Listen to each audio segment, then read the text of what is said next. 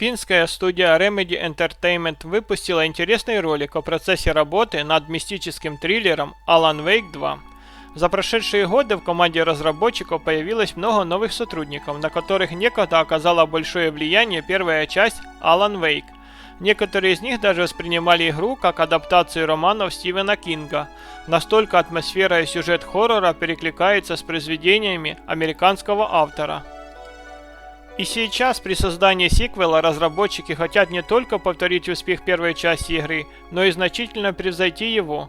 Для Remedy важно доказать, что в Финляндии умеют делать высококлассные игры. Для этого разработчики используют все самые передовые технологии и задействовали свое мастерство на 100%. Кроме того, они целенаправленно добавили мелкие элементы финского колорита, чтобы познакомить геймеров со своей культурой. Сценарист и творческий руководитель Remedy Сэм Лейк рассказал, что стремится передать в сюжете все нюансы переживаний творческой личности и проблемы, с которыми сталкиваются писатели в своей работе.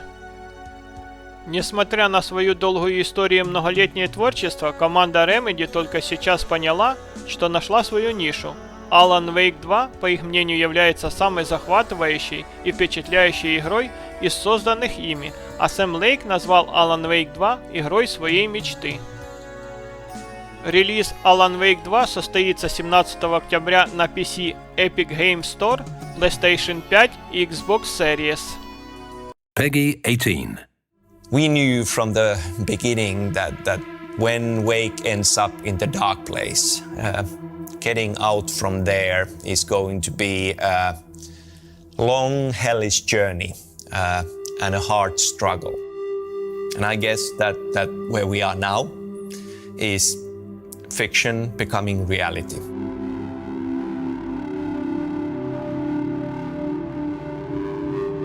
I was playing a lot of fantasy games before I really had ever heard about Alan Wake, and a friend recommended it. And it had a big impression on me just because of how complex the characters were. Seeing a game that rivaled other mediums with its complexity of character was really inspiring to me. Hello? The game that sort of nailed Remedy and their storytelling.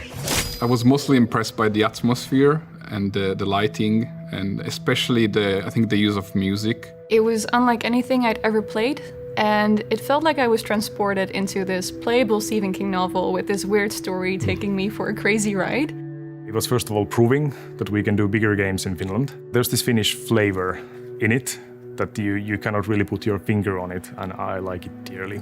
We are kind of like cherishing our culture and what we are known for, our quirky little things and manners.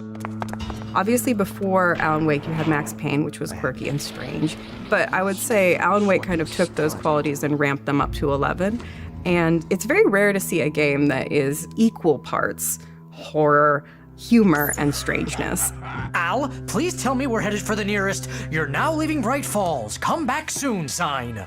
It was very, very important to me to come up with a hero character who is not a professional hero. Him being a writer allowed me to explore the idea of creative process and writing process as part of the plot, which keeps on being an element, of course, in Alan Wake 2 as well. I think it's kind of common knowledge that we took a lot of inspiration from Twin Peaks, and there was nothing quite like that at the time.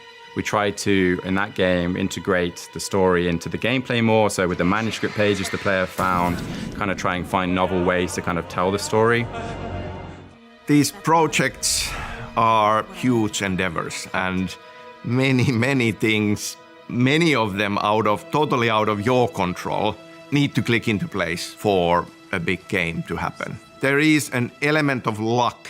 The same very cool concept at a certain point in time might not get any interest or excitement around it. Suddenly everybody wants it. Fuse box is missing a fuse. Horror as a genre in pop culture overall has been growing in popularity a lot. And I think that was the missing puzzle piece in creating a concept of Alan Wake 2 where everything just suddenly clicked into place and was very exciting. In the build-up to the Game Awards, announcing Alan Wake 2 was huge for us. It was huge for the team because this is an idea that has lived in Sam's brain for 13 years, and now we finally get to present at least a sliver of it to the world. This is so exciting. Alan Wake 2, it's been a decade. Fans have been asking you for it. Why is now the right time to bring him back? We knew this is going to be a pretty scary experience. I was gonna say, now we are convinced everybody is ready. You are ready. We showcased a demo of the game when we were at the Summer Games Fest. We chose a mission which takes place on Saga's side, and it showcases the Pacific Northwest. She's investigating. There's a lot of supernatural weirdness. For fans of the franchise, it's a return to Cauldron Lake, an old friend, and it's got Casey in it.